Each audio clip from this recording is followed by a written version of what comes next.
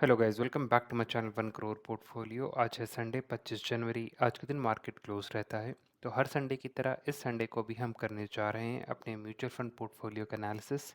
देखते हैं इस हफ्ते हमारे पोर्टफोलियो ने कैसा परफॉर्म किया है। तो जैसा कि आप देख पा रहे हो कि स्क्रीन पर हमारे पोर्टफोलियो का साइज़ अब और गिर गया है। अब रह गया है केवल 51,26,878 रुपीज़।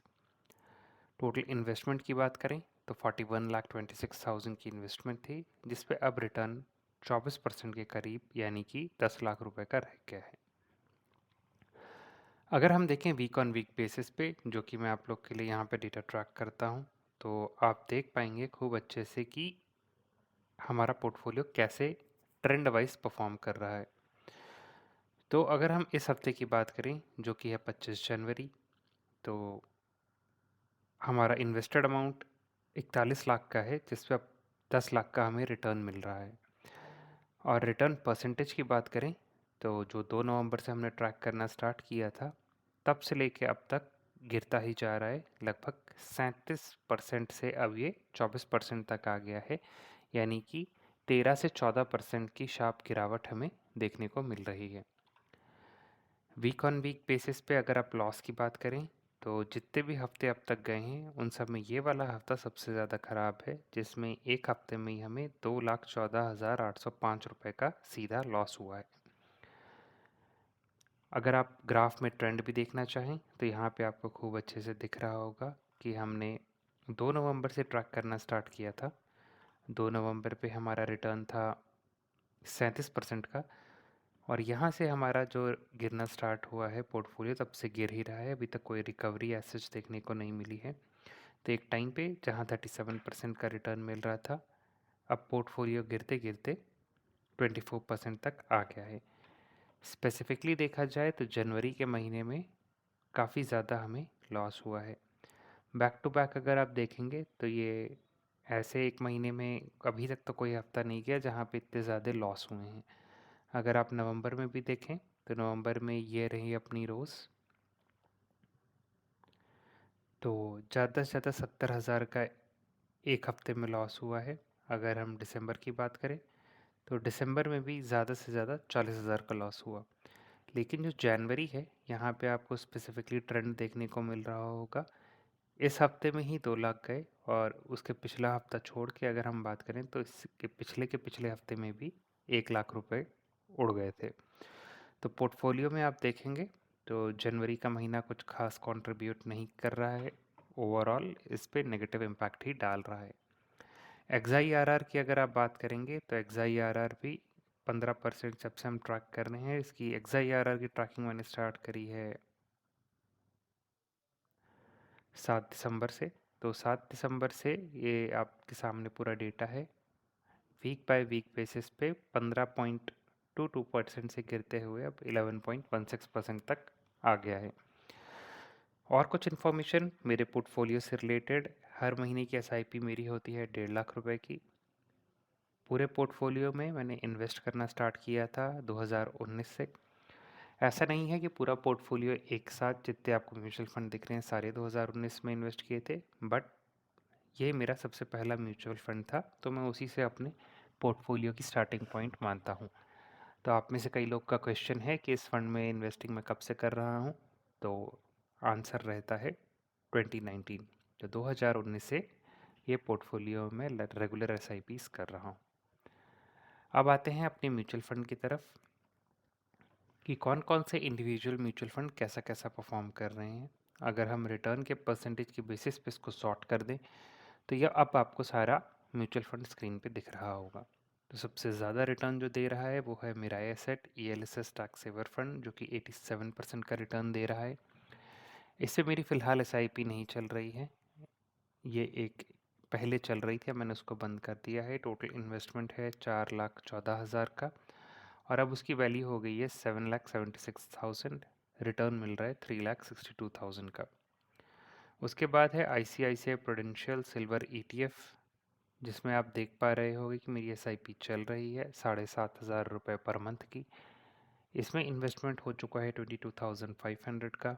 ओवरऑल वैल्यू बढ़कर हो गई है 40,000, और रिटर्न मिल रहा है 17,500 का, यानी कि 77.81% का रिटर्न। अब बात करते हैं अगले म्यूचुअल फंड की, जो कि है आदित्य बिरला सन लाइफ टैक्स सेवर फंड, जिसमें इन्वेस्टमेंट है 1,22,000 की। करंट वैल्यू हो गई है उसकी 2,05,000 और रिटर्न मिल रहा है 82,260 का, यानी कि 66.99% का रिटर्न। अब बात करते हैं HDFC स्मॉल कैप फंड की। इसमें मेरी SIP चल रही है 15,000 पर मंथ की। टोटल इन्वेस्टमेंट हो चुका है 7,16,500 का। करंट वैल्यू अब इसकी बढ़कर हो गई है 10,97,000 की। टोटल रिटर्न मिल रहा है मेरे को 3,80,000 का। परसेंटेज वाइज बात करें तो 53% का रिटर्न मिल रहा है। इसके बाद है SBI स्मॉल कैप फंड। इस पे भी SIP चल रही है मेरी 15,000 की। टोटल इन्वेस्टमेंट हो चुका है 7,41,500 का।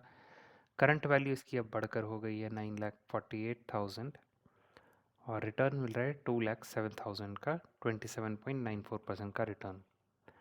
अगले नंबर पे है अपना SBI gold plan direct growth. इस पे भी मेरी SIP चल रही है। टोटल इन्वेस्टमेंट हो चुका है 22,500 का। करंट वैल्यू इसकी बढ़कर हो गई है 27,500 के करीब की। रिटर्न मिल रहा है 5,000 का और परसेंटेज वाइज रिटर्न है 22%। आगे बात करते हैं Invesco India PSU equity fund. 2 lakh का लमसम इन्वेस्टमेंट है, इसमें कोई SIP नहीं चल रही है। करंट वैल्यू इसकी बढ़की हो गई है 2,38,000। रिटर्न अभी मिल रहा है इस पर 38,000 का, जो कि है 19.16%। आगे बात करें क्वांट इंफ्रास्ट्रक्चर फंड की, तो 60,000 का इन्वेस्टमेंट है। करंट वैल्यू बढ़कर हो गई है 65,000। रिटर्न मिल रहा है मेरे को 5,000 का, यानी कि 8.4%।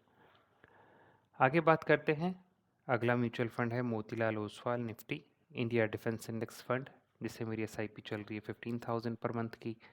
टोटल इन्वेस्टमेंट अब हो चुका है 3,05,000 का। करंट वैल्यू बढ़कर हो गई है 3,14,000 की। रिटर्न मिल रहा है 9,750 का, यानी कि 3.2% का रिटर्न। इसके आगे बात करते हैं क्वांट स्मॉल कैप फंड की। तो इसमें मेरी SIP चल रही है 15,000 की। टोटल इन्वेस्टमेंट हो चुका है 5,77,000 का। करंट वैल्यू बढ़कर हो गई है 5,91,000। 14,000 का मुझे रिटर्न मिल रहा है 2.44% के साथ। आगे है Nippon India large cap fund. इस पे मेरी SIP चल रही है। SIP अमाउंट है मेरा 37,500 का। टोटल इन्वेस्टमेंट हो चुकी है 1,12,500 की। करंट वैल्यू इसकी अब गिरकर हो गई है 1,08,000 और रिटर्न मिल रहा है 3,633 रुपीज़ नेगेटिव में, यानी कि 3.23% का लॉस है। उसके बाद बात करते हैं Motilal Oswal mid cap fund की। इसमें टोटल इन्वेस्टमेंट मेरा हो चुका है 8,32,500 का। इस पे मेरा SIP अमाउंट 37,500 का चल रहा है। करंट वैल्यू अब गिरकर हो गई है 7,14,167 की।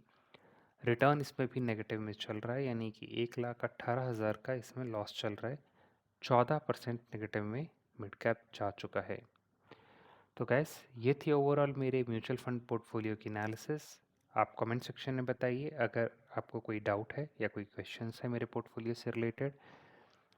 अगर आपको ये वीडियो अच्छी लगी हो तो इस वीडियो को लाइक करिए, इस चैनल को सब्सक्राइब करिए, ताकि आप भी मेरी 1 CR की जर्नी का पार्ट बन सकें। तो ये था गाइस ओवरऑल मेरे पोर्टफोलियो का एनालिसिस। आप कमेंट सेक्शन में बताइए आपको वीडियो कैसी लगी। मिलता हूँ आपसे नेक्स्ट टाइम सेम वीडियो की सीरीज़ में अगले हफ्ते। अदरवाइज़ अगर आप चाहें तो मेरे चैनल पे मैं रेगुलरली अपने पोर्टफोलियो का अपडेट स्टॉक मार्केट क्लोज होने के बाद भी डालता हूँ, आप मेरी वो वीडियोस भी चेकआउट कर सकते हैं। तो मिलता हूँ आपसे अगली बारी। Till that time keep investing.